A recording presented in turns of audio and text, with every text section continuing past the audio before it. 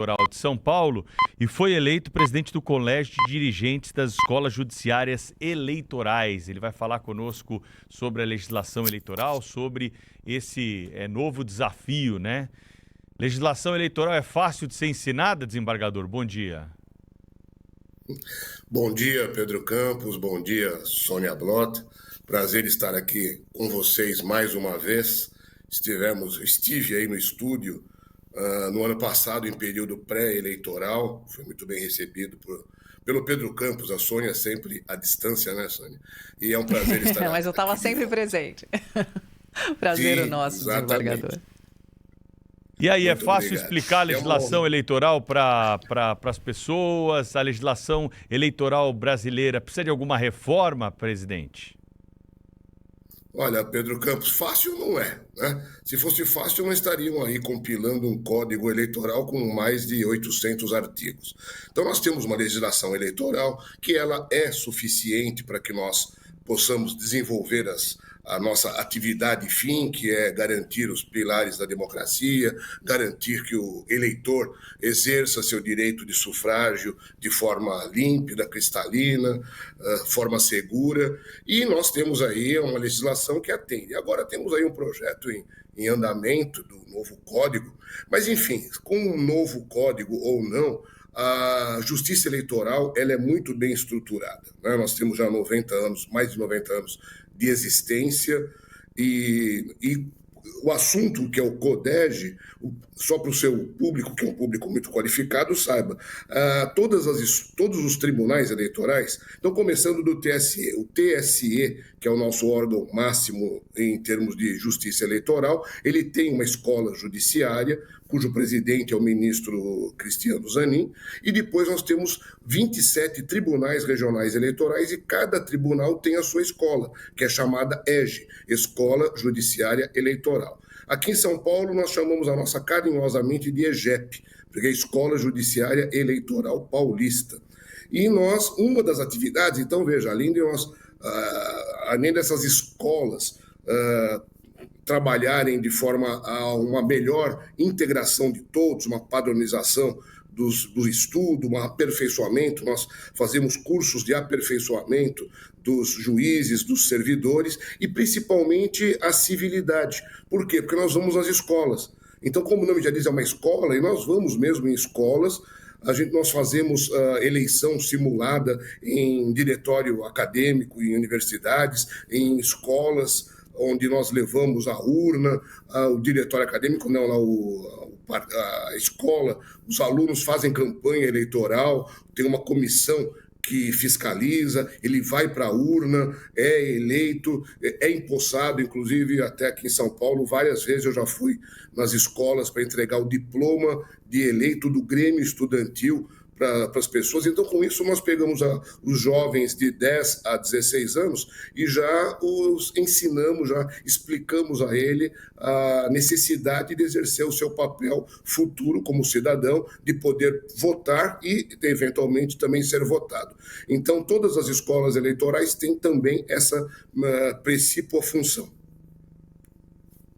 Presidente, quando o senhor assumiu, o senhor destacou aí a importância das interlocuções e deliberações necessárias com os demais TREs. Como é que o senhor pretende ampliar essa integração e também o compartilhamento das práticas, né? Especialmente entre as EJEs das diferentes regiões do país, como o senhor explicava? Sim, nós temos hoje a facilidade da tecnologia, nos permite fazer uma reunião como essa que nós estamos fazendo aqui. Mas nós temos, pelo nosso estatuto, de marcar encontro, pelo menos semestralmente.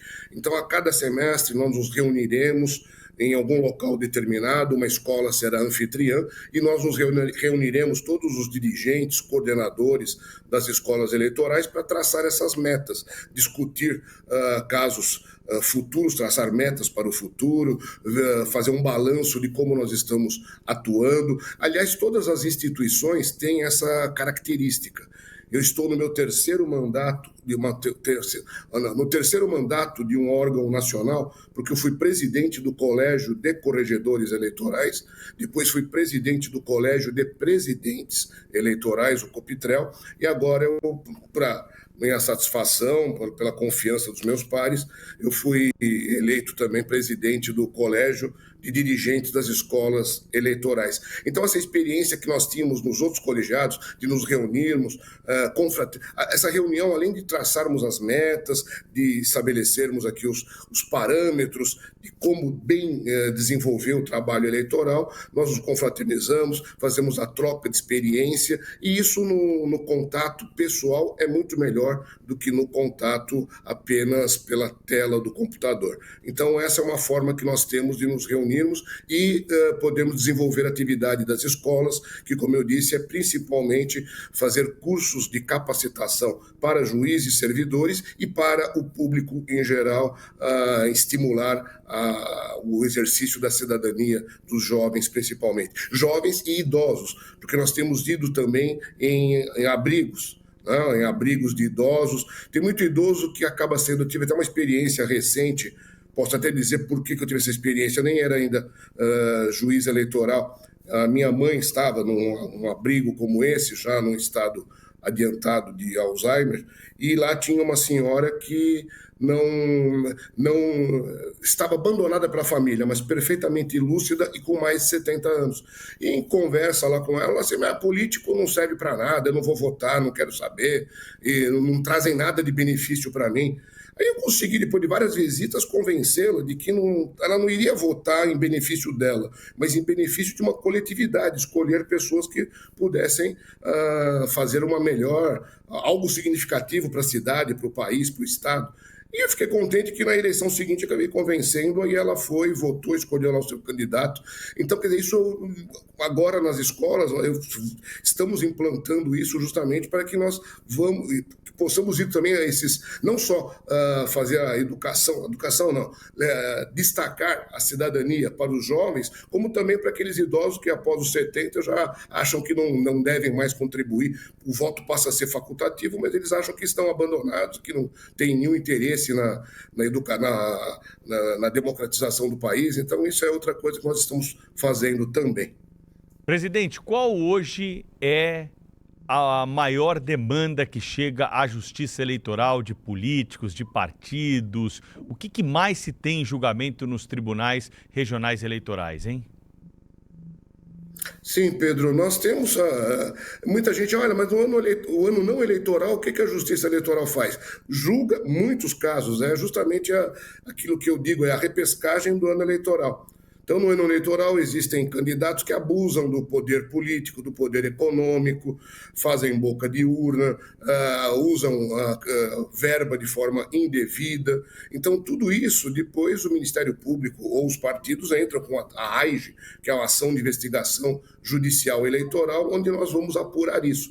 E, às vezes, muitos não entendem. Poxa, mas foi eleito em 2022 e agora que saiu o resultado? Às vezes, em 2024, ontem mesmo, tivemos uma recontagem aqui no estado de São Paulo da eleição de deputado de 2022. Por quê? Porque demorou para instruir o processo, tem demandas liminares no tribunal e etc. Mas a Justiça Eleitoral tem uma marca dela ser mais rápida que a Justiça Comum, porque os prazos nossos são, normalmente, em período eleitoral, são prazos de 24 ou 48 horas. Mas, às vezes, as ações demoram um pouco para chegar a uma conclusão. Mas nós fazemos isso durante todo o ano não eleitoral, nós fiscalizamos isso. E, complementando sua pergunta, hoje, o que nós estamos julgando muito é o problema da cota de gênero. A legislação quer que a mulher participe da política. Então, nós temos uma legislação que diz que 30% das candidaturas devem ser femininas. É uma política de inclusão perfeita. Só que tem muito dirigente que, no final, não consegue sensibilizar uma mulher para se candidatar e acaba escolhendo aquilo que nós chamamos de laranja. E quando se descobre essa laranja, que ela foi candidata a vereadora, a prefeito e não teve nenhum voto, por exemplo, fica evidente que houve uma fraude à cota de gênero. E isso nós estamos julgando vários casos, e quando isso ocorre, cai toda a chapa, né? Às vezes até tem vereador eleito, ou prefeito eleito, que acaba sendo punido porque na sua chapa foi fraudada essa porcentagem. Foi feito só no papel os 30%, mas não houve efetivamente uma candidatura. Olha isso, né? Interessante esse dado. E, presidente, a gente já conversou em outras vezes sobre que uma das bandeiras do senhor é o combate à desinformação e segurança da urna. Queria saber qual lição dessas experiências anteriores o senhor pretende aplicar agora na diante da presidência do CODEG. Muito oportuna a sua pergunta, Sônia. A experiência nossa é de que a urna é confiável e ela continuará dessa maneira. Por quê? Como eu disse, desde 96 que nós temos as eleições de forma eletrônica, com a urna eletrônica, e ela é extremamente confiável. Isso é uma coisa que eu posso afirmar com absoluta certeza. Nunca houve um caso de fraude comprovada. O que nós vamos fazer daqui para frente é sempre aprimorar o sistema. Inclusive, não queria entrar nesse assunto polêmico, mas até essa semana estava ainda na Comissão de Constituição e Justiça do Senado o projeto de retornar ao voto mecânico, né, ao voto de papel, quer dizer, uma forma, não retornar ao voto de papel, mas transformar em alguma forma de registro em papel. Isso é uma coisa que, desculpe, com todo respeito, é um retrocesso indevido. Colocar essa impressão, ela vai trazer um custo bilionário para o país de colocar esse equipamento. O equipamento é mecânico. A grande vantagem da urna é que ela é eletrônica, não tem acesso à internet. No momento da votação deu um problema, porque, lógico, a tecnologia também pode acontecer. Estamos falando aqui, de repente pode dar um bug aqui, um problema no computador, ele apaga. Apagou a urna, a gente coloca outra, tem a contingência. Agora, se for um sistema mecânico, ele trava a todo momento. Todos nós aqui, os seus ouvintes, quem nunca foi num lugar onde uma maquininha de crédito, na hora que ele sai de imprimir o papel, ele enrola, acabou o papel, emperrou a máquina. Todos nós já passamos por uma situação como essa. Imagina na urna eletrônica, emperrou a máquina, tem problema, aí tem fraude. Não tem fraude, é um problema mecânico. Aí troca, vai trocando. Pode acontecer essa quebra mecânica na mesma urna durante várias vezes. Aí fica difícil, além de um custo indevido, e sem contar que pode ser violado o sigilo ao voto. Porque hoje, no sistema eletrônico, a pessoa vota e é o sistema, o registro digital de voto, ele é aleatório, ele embaralha. Então, você nunca vai saber quem votou em quem. Num sistema mecânico, haverá um batimento. Numa auditoria, você sabe que naquele momento fulano de tal votou e o voto impresso é daquela pessoa. Então você acaba tirando aí o sigilo de voto. Então, nem sei se eu devia ter entrado nesse assunto, mas só para, como você perguntou, o que a urna tem de bom? Ela é ótima e vai continuar, e eu não tenho nenhuma dúvida em relação a isso. Pegando esse gancho, uma pergunta do nosso querido colega, o Felipe Vieira, que está aqui acompanhando a nossa entrevista. Ele pergunta ao senhor quantos países têm justiça eleitoral semelhante ao do Brasil? A do Brasil. Olha, vários. Tem vários países, o Canadá usa sistema eletrônico, o Uruguai, vários existem. É que existe uma cultura, existem países que não adotam o sistema eletrônico porque não precisam.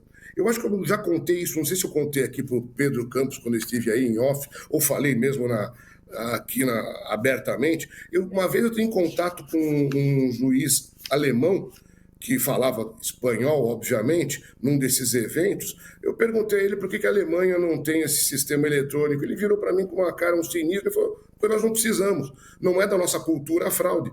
A França fala a mesma coisa. Pois é. Ele fala, não precisamos, ali o eleitor vota conscientemente e não tem fraude. Então, para que nós vamos investir milhões de dólares, de euros, num sistema que seria inútil? Já não é o nosso caso, né? Infelizmente. Eu, na época, eu era juiz substituto ainda, em março de 88.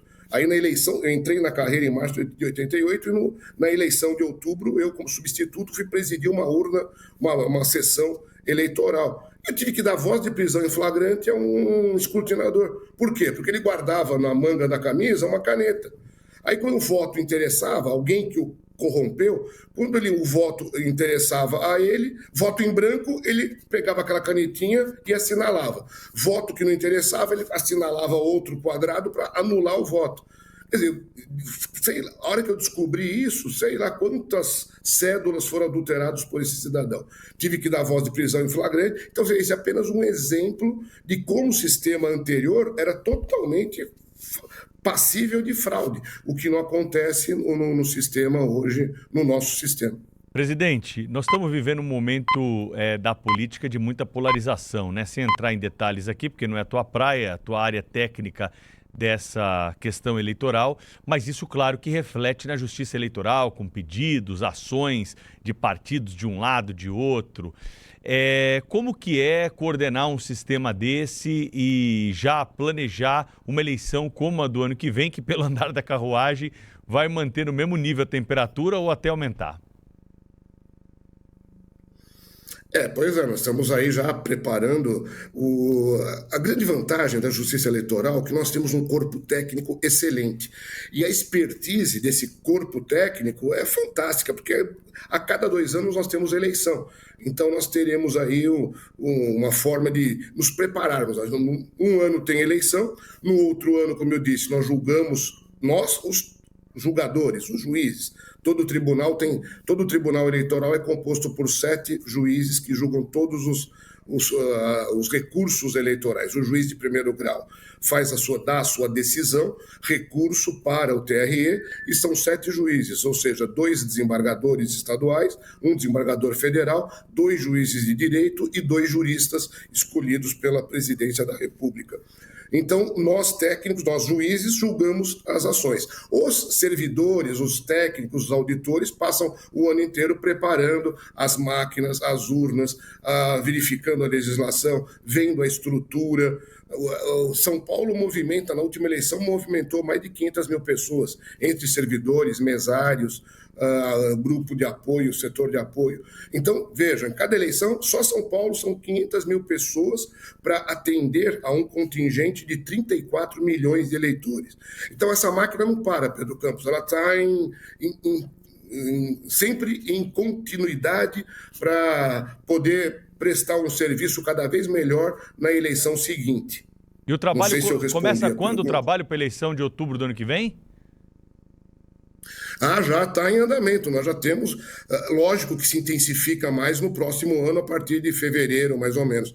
Mas, como eu disse, os técnicos já estão trabalhando, verificando. As urnas, por exemplo, não podem ficar lá paradas. Então, em todas as zonas eleitorais, durante um certo período, elas são ligadas, feito teste de bateria, teste de carga, teste de teclado, para não ser pego de surpresa às vésperas da eleição. Então há uma manutenção contínua da estrutura, né? Sem contar que os cartórios eleitorais estão abertos o tempo todo para receber os novos eleitores, para fazer transferência de título, pagamento de multa, enfim, todos os serviços que são necessários ao eleitor. Esses serviços podem ser acessados pela internet, mas existem ainda pessoas que são excluídas digitais que vão até o cartório para poder acessar esses serviços que são necessários. Uma pessoa sem a quitação eleitoral, por exemplo, não pode concorrer a concurso público, não pode tirar passaporte, uma série de outras consequências. Quero agradecer ao presidente do TRE de São Paulo, que agora também é presidente do Colégio de Dirigentes de todas as escolas judiciárias eleitorais. Muito obrigado pela entrevista aqui para o Jornal Gente da Rádio Bandeirantes e Band News TV.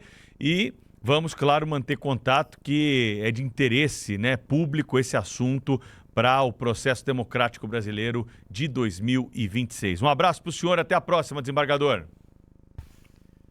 Sem dúvida, Pedro. Como eu já disse, é uma honra, um prazer estar aqui presente. Um abraço aos seus ouvintes. Sônia Blota, mais uma vez, prazer em revê-la por aqui. Muito obrigado prazer e até todo uma meu, próxima. Desembargador.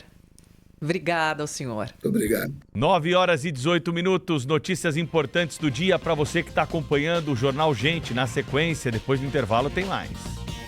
Rede Bandeirantes de Rádio.